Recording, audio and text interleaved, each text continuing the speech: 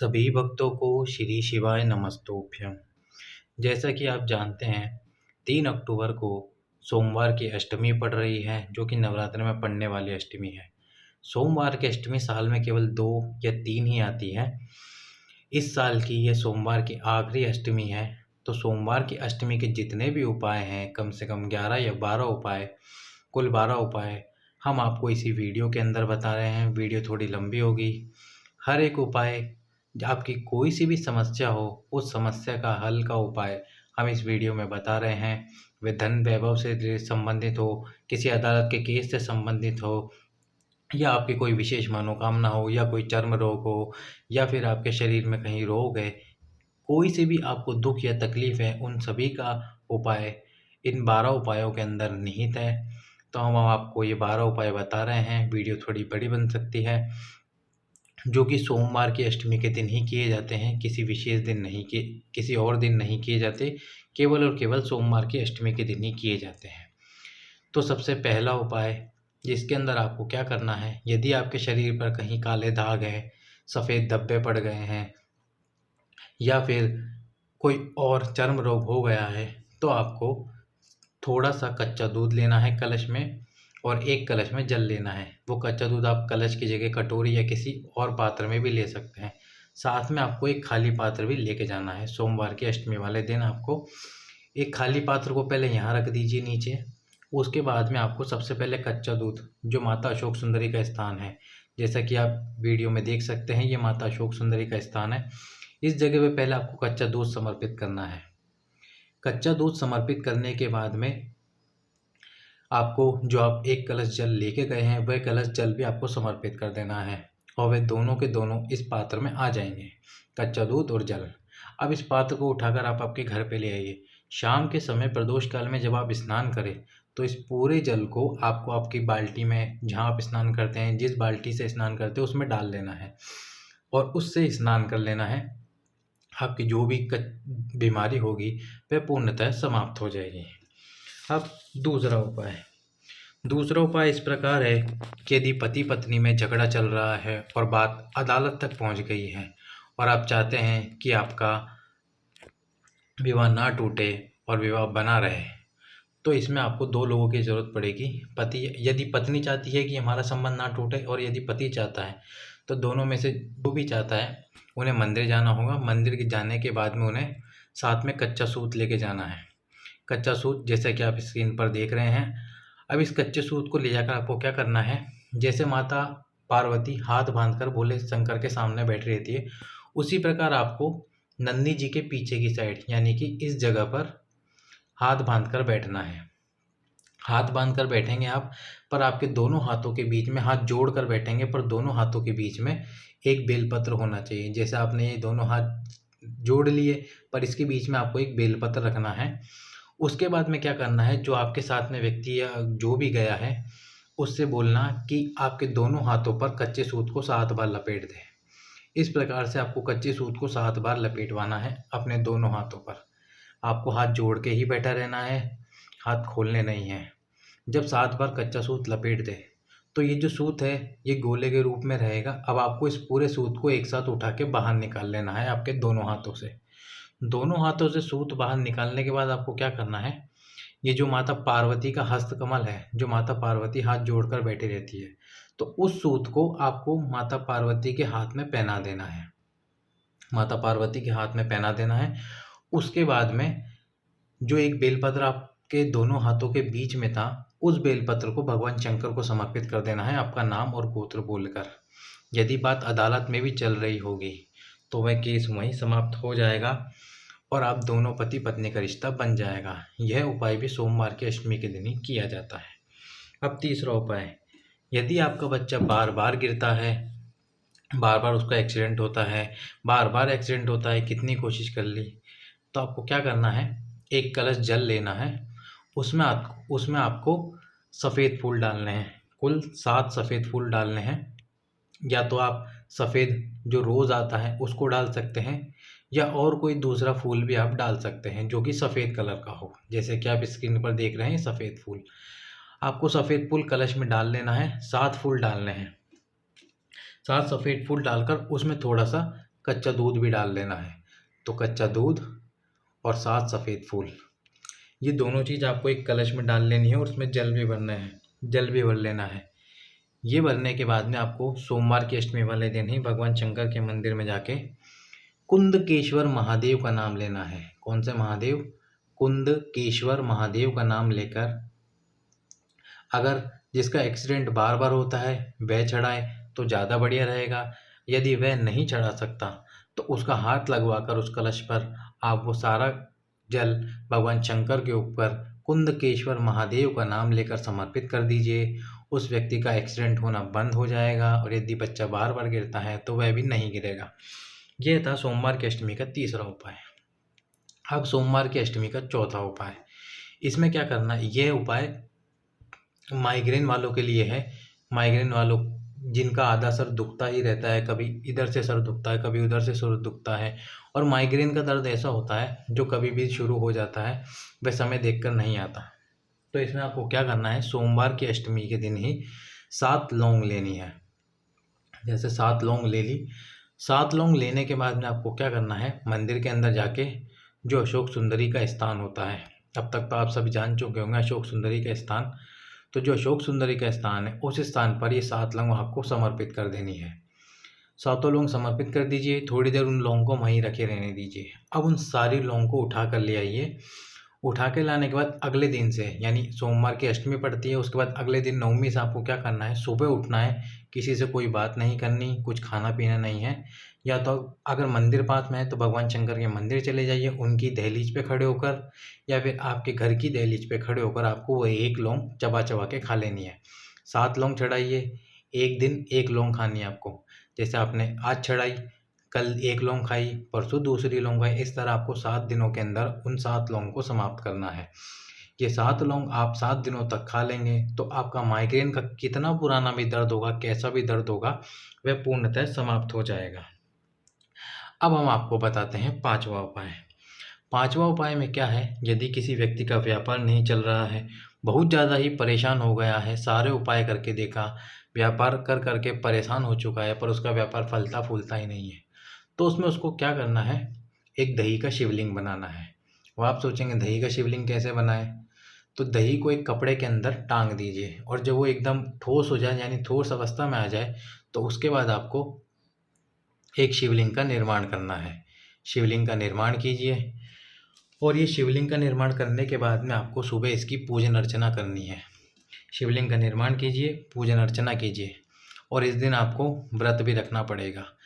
एक टाइम आपको फलाहारी करनी है और दूसरे टाइम आपको, यानी शाम के समय, खाना है। सुबह शिवलिंग का निर्माण करके इसकी पूजन अर्चना कर लीजिए।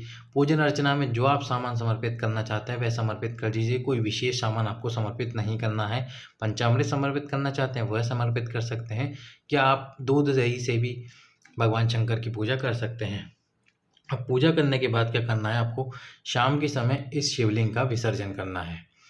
अब विसर्जन, यदि आपके आसपास नदी तालाब नहीं है विसर्जन करने के लिए, तो आप अपने घर पर ही एक पात्र में पानी भरकर उसमें भी इसका विसर्जन कर सकते हैं। जब आप विसर्जन कर दें, यानी आप यदि नदी में विसर्जन करने जा रहे हैं तो उस नदी का एक कलश जल भर के लेके आना है, और यदि आप आपके घर में ही किसी पात्र में विसर्जन कर रहे हैं तो आपको उसी में से एक कलश जल भर लेना है। अब उस एक कलश जल में आपको क्या करना है? एक तो सिक्का डालना है, कोई सा भी सिक्का डाल लीजिए, 1 का, 2 का, 5 का, एक सिक्का डालना है। एक सिक्का डालने के बाद में आपको एक कमलगट्टा डालना है। कमलगट्टा आप जानते होंगे काले कलर का आता है, कमलगट्टा डालना है, और साथ में ही आपको थोड़े से अक्षत डालना है।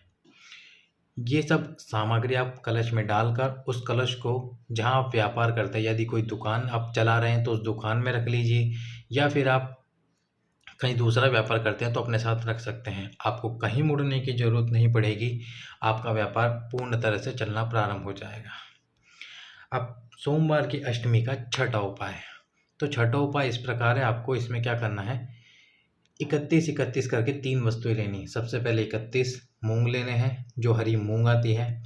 31 चावल के दाने लेने हैं, यानी अक्षत लेने हैं, और ये अक्षत बिल्कुल पूर्णतः संपूर्ण होने चाहिए, खंडित कोई सा भी अक्षत नहीं होना चाहिए, और साथ में 31 बेलपत्र लेने हैं।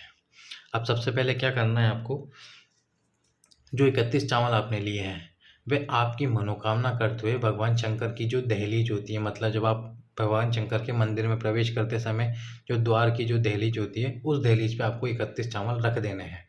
आप किसी भी स्थान पर रख सकते हैं, पर वैसे तो गुरुजी ने ऐसा बताया नहीं कि किस स्थान पर रखना, पर आप यदि रखना ही चाहते हैं तो आपको बाएं स्थान पर रखना चाहिए इसको। मतलब कि क्षमा कीजिएगा, दाएं स्थान पर रखना चाहिए, यानी कि राइट हैंड साइड पर रखना चाहिए। उसके बाद में आपको क्या करना है, जो 31 मूंग है, उन 31 मूंग को, ये जो नंदी जी का एक पैर ऊपर उठा हुआ रहता है, इस पैर के पास में समर्पित कर देनी है। यहाँ पर 31 मूंग समर्पित कर देनी है। उसके बाद आपको जो 31 बेलपत्र है, अब 31 बेलपत्र में आपको क्या करना है, लाल चंदन और पीले चंदन दोनों की ज़रूरत पड़ेगी। तो लाल चंदन की बिंदी यहाँ लगानी है और उसके बाद में पीले की बिंदी लगानी है, और ये तीनों पत्तों पर लगानी है आपको, एक पर नहीं, तीनों पत्तों पर, यानी कि लाल चंदन और पीला चंदन। लाल चंदन और पीले चंदन की दोनों की आपको बिंदी लगानी है। लाल चंदन आप स्क्रीन पर देख सकते हैं। लाल चंदन और पीले चंदन की बिंदी लगानी है। बिंदी लगाने के बाद में आपको इस 31 बेलपत्र को भगवान शंकर को समर्पित करना है। भगवान शंकर को समर्पित करना है, वो भी कौन से स्थान पर, अशोक सुंदरी वाले स्थान पर। और समर्पित करते समय जो बेलपत्र की डंडी रहेगी वह इस साइड में रहेगी, यानी कि इस साइड में बेलपत्र की डंडी आपको रखनी है। आपकी मनोकामना बोलते हुए 31 बेलपत्र समर्पित कीजिए। आपकी जो भी मनोकामना होगी वह भगवान शंकर पूर्ण कर देंगे। अब सोमवार की अष्टमी का 7वां उपाय, यदि समस्या आपके पास बहुत विकट आ रही है, आपने हर किसी के हाथ पैर जोड़ लिए, कोई भी आपकी समस्या का समाधान नहीं निकाल पा रहा है, तो इसमें आपको सोमवार की अष्टमी के दिन क्या करना है, बेलपत्री के वृक्ष के नीचे जाना है। प्रदोष काल में बेलपत्री के वृक्ष के नीचे जाइए और वहाँ पर एक पार्थिव शिवलिंग का निर्माण कीजिए। पार्थिव शिवलिंग का निर्माण आप किसी भी मिट्टी से कर सकते हैं। पार्थिव शिवलिंग का निर्माण कीजिए। पार्थिव शिवलिंग का निर्माण करने के बाद में आपको उस पार्थिव शिवलिंग पर 5 सफ़ेद फूल समर्पित करने हैं। 5 सफ़ेद फूल, थोड़ी सी काली तिल और एक यज्ञोपवीत यानी कि जनेऊ, एक जनेऊ समर्पित करना है। ये समर्पित करने से पहले आपको पार्थिव शिवलिंग का पंचामृत स्नान कराना होगा। पंचामृत स्नान कराने के बाद में बाबा को ये तीनों चीज़ समर्पित कीजिए, एक जनेऊ, एक 5 सफ़ेद फूल और थोड़े से काले तिल। समर्पित करने के बाद में एक घी का दीप प्रज्वलित कीजिए। घी का दीप प्रज्वलित करने के बाद में जब घी का दीप आप प्रज्वलित कर दें तो उसके बाद आपको क्या करना है, बेलपत्री के वृक्ष की आधी परिक्रमा कीजिए। जैसे कि ये बेलपत्री का वृक्ष है और इस बेलपत्री के वृक्ष के समक्ष आपने यहाँ पर बैठकर भगवान शंकर का पार्थिव शिवलिंग का निर्माण किया, तो आपको यहीं से जाना है और ये बस आधी दूर, यानी कि यहीं से आपको वापस लौट कर आ जाना है। पूरी परिक्रमा आपको नहीं करनी है, बस यहीं से घूम के यहाँ तक पहुँचिए, आधे बेलपत्र की इस साइड तक जाके आपको वापस लौटकर यहीं आ जाना है। आधी परिक्रमा करनी है। जब दीपक ठंडा हो जाए तो अपना कार्य बोलकर, जो भी आपका कार्य है, जिस भी परेशानी से आप घिरे हैं और वो परेशानी आपकी निकल ही नहीं रही, बाबा का विसर्जन कर दीजिए। उसी कार्य को बोलकर आपको बाबा का विसर्जन करना है। विसर्जन करने के बाद में आपका जो कार्य होगा वह बाबा संभाल लेंगे और उसको पूर्ण भी कर देंगे। अब हम आपके सामने 8वां उपाय बता रहे हैं। 8वें उपाय में आपको क्या करना है, 7 बेलपत्र लेनी है। 7 बेलपत्र लेनी है। 7 बेलपत्र लेने के बाद में उस 7 बेलपत्र में, जैसे कि ये एक बेलपत्र हो गई, वो बीच वाला जो बेलपत्र है इस पे आपको ओम लिखना है, भगवान शंकर का स्मरण करते हुए। और ओम किससे लिखना है आपको, केसर चंदन से, यानी केसर को घिसकर उसका चंदन बनाना है और उस चंदन से आपको ओम लिखना है। इन दोनों पत्तियों पर भी आपको बिंदी लगानी है, एक बिंदी लगानी है, और बिंदी लगाते समय गणेश जी और रिद्धि सिद्धि का स्मरण करना है। 7 बेलपत्र पर आपको एक कार्य करना है और 7 बेलपत्र को आपको जो माता अशोक सुंदरी का स्थान होता है शिवलिंग में, उस पर आपकी मनोकामना बोलते हुए समर्पित कर देना है। 7 बेलपत्र आपने माता अशोक सुंदरी के स्थान पर समर्पित कर दिए। अब उसके बाद में आपको उसमें से एक बेलपत्र उठा लेना है। एक बेलपत्र उठाकर आपके साथ घर पर ले आइए और उस बेलपत्र को लाल कपड़े में बांधकर अपने पास में रख लीजिए। यदि आप जेब में रख सकते हैं तो बढ़िया है, यदि आप घर में रखना चाहते हैं तो घर में भी रख सकते हैं, तो आप उसको अपनी जेब में रख लीजिए। आपके साथ में कुछ भी बुरा नहीं होगा, कोई परेशानी आपको नहीं घेरेगी। कोई बड़ी परेशानी भी आने वाली होगी तो वह बाबा बीच में ही रोक देंगे। अब सोमवार की अष्टमी का 9वां उपाय। इसमें आपको कुछ नहीं करना, 5 बेलपत्र लेने हैं। 5 बेलपत्र बिल्कुल अच्छे-अच्छे, जो कि कहीं से भी टूटे-फूटे, कटे-फटे ना हो, 5 बेलपत्र ले लीजिए। शाम के समय प्रदोष काल में आराम से जाइए। ये उपाय सबसे सरल है, इसमें कुछ नहीं करना, आपको बस 5 बेलपत्र लेने हैं। शाम के समय प्रदोष काल में आपको शिव जी के मंदिर में जाना है और जो अशोक सुंदरी वाला स्थान है, उस स्थान पर आपकी मनोकामना बोलते हुए समर्पित कर दीजिए। बस इतना सा उपाय है और इसमें कुछ नहीं करना। अब हम आपको 10वां उपाय बता रहे हैं। 10वें उपाय में क्या करना है आपको, हल्दी की, जिन लड़का लड़की का विवाह नहीं हो रहा, जिन लड़का लड़की का विवाह नहीं हो रहा, तो सबसे पहले आपको अशोक सुंदरी के स्थान पर 5 बिंदी लगानी है। हल्दी की 7 बिंदी लगानी है, क्षमा कीजिएगा, हल्दी की 7 बिंदी लगानी है अशोक सुंदरी के स्थान पर। 7 बिंदी लगाने के बाद में जिन लड़का लड़की का विवाह नहीं हो रहा, उनका हाथ रखवाना है आपको माता जहाँ आपने बिंदी लगाई है। बिंदी आप पास पास में भी लगाते हैं, ज़रूरी नहीं कि आपको इतनी दूर लगानी है, आप पास पास में भी 7 बिंदियाँ लगा सकते हैं। 7 बिंदियाँ लगाने के बाद जिस लड़का लड़की का विवाह नहीं हो रहा है, उस लड़का लड़की का उस बिंदियों पे हाथ रखवाइए। हाथ रखवाने के बाद में आपको उसके हाथ के छापे पीपल के वृक्ष के ऊपर लगवाने हैं। कितनी बार? 5 बार। 5 बार आपको हाथ रखवाना है और 5 बार पीपल के वृक्ष के ऊपर आपको छापे लगवाने हैं। जिन लड़का लड़की का विवाह नहीं हो रहा है, मात्र 3 से 3.5 महीने में उनका विवाह पक्का हो जाएगा। यदि छापे ना आए तो आप एक काम कीजिएगा, 5 बार हाथ रखवा लीजिएगा। थोड़े थोड़े छापे तो लग ही जाएंगे पीपल के पेड़ के ऊपर यानी कि पीपल का जो तना होता है पेड़ का, उस पे लगवाने हैं आपको। अब इसके बाद 11वां उपाय। 11वां उपाय में क्या करना है आपको, कुमकुम लेनी है और कुमकुम को माता अशोक सुंदरी के स्थान पर ही समर्पित करना है। यहाँ कुमकुम थोड़ा सा समर्पित कर देना है। अब इस कुमकुम को आपको उठा के लाना है, तो इतना सा मत समर्पित करना कि वो आपसे उठाया ना जा सके, थोड़ा ज़्यादा समर्पित करना। अब इसको उठाकर ले आइए। उठाकर लाने के बाद में आप इसको कुंवारी गाय के गोबर में मिलाना है, यानी थोड़ा सा आपको गोबर लेना है कुंवारी गाय का। अब आप सोचेंगे कुंवारी गाय कहाँ मिलेगी? जो गाय पालते हैं उन्हें पता होता है कि उनके पास जो गाय है उनमें से कौन सी गाय कुंवारी है, तो उस गाय का गोबर लाके थोड़ा सा गोबर लेना है आपको, और ये जो आप कुमकुम लेकर आए थे, इस कुमकुम को इस गोबर में मिला देना है। मिलाने के बाद में जिस लड़का लड़की का विवाह नहीं हो रहा, उसी के मस्तक में बिल्कुल बीचों बीच आपको इसकी एक बिंदी लगा देनी है।